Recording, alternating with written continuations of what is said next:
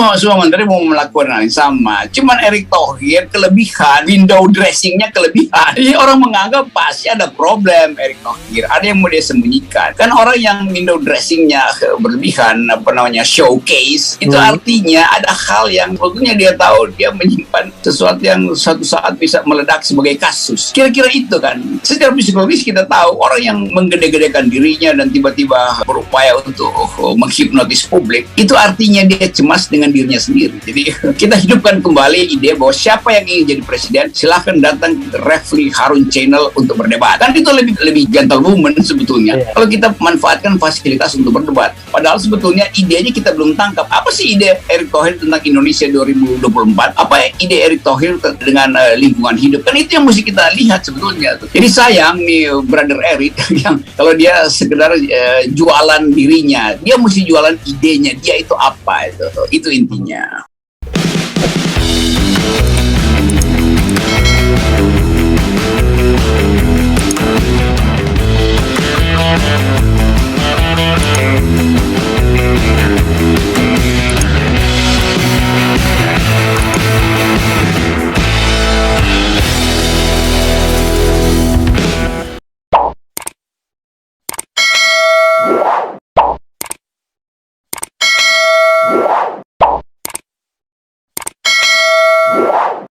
Yang sebetulnya tidak punya lagi kepentingan dengan apa yang disebut sebagai profesionalisme.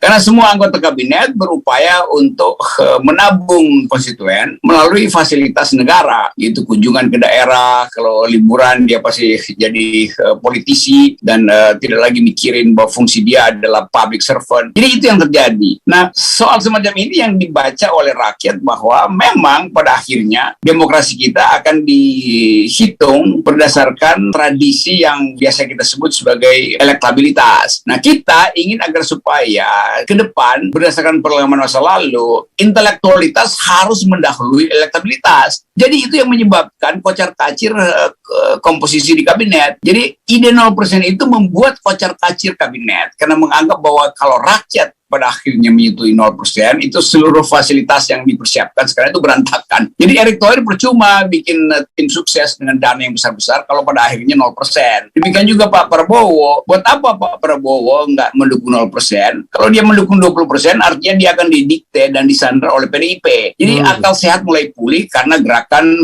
Harunisme.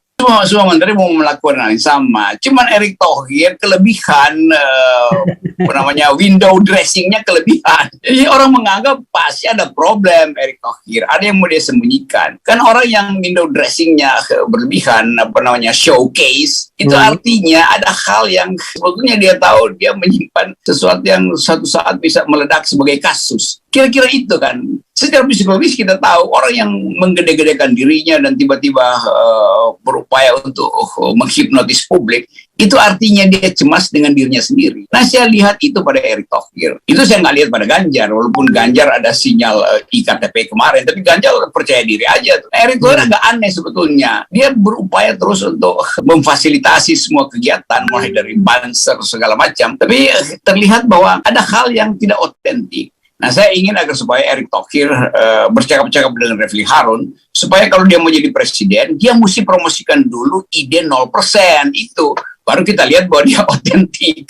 Jadi, kalau dia nggak ikut gerakan Harunisme, dia pasti akan dianggap sebagai sedang beroportunis dengan kedudukan dia sebagai Menteri BUMN. Jadi artinya ada kesalahan yang ingin dia lindungi itu. Dan tim suksesnya sebetulnya ya kita tahulah siapa tim sukses Erick Thohir.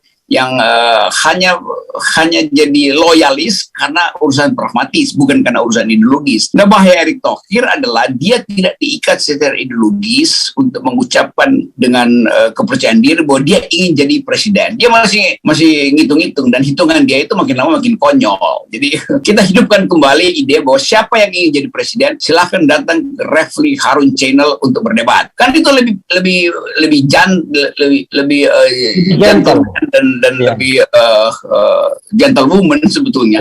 Kalau kita manfaatkan fasilitas untuk berdebat, bukan dengan diam-diam sponsori buzzer ini, buzzer itu, diam-diam membentuk fasilitas tim sukses, Padahal sebetulnya idenya kita belum tangkap. Apa sih ide Erick Thohir tentang Indonesia 2024? Apa ide Erick Thohir dengan lingkungan hidup? Kan itu yang mesti kita lihat sebetulnya. Jadi sayang nih brother Erick yang kalau dia sekedar jualan dirinya, dia mesti jualan idenya. Dia itu apa itu? Itu intinya.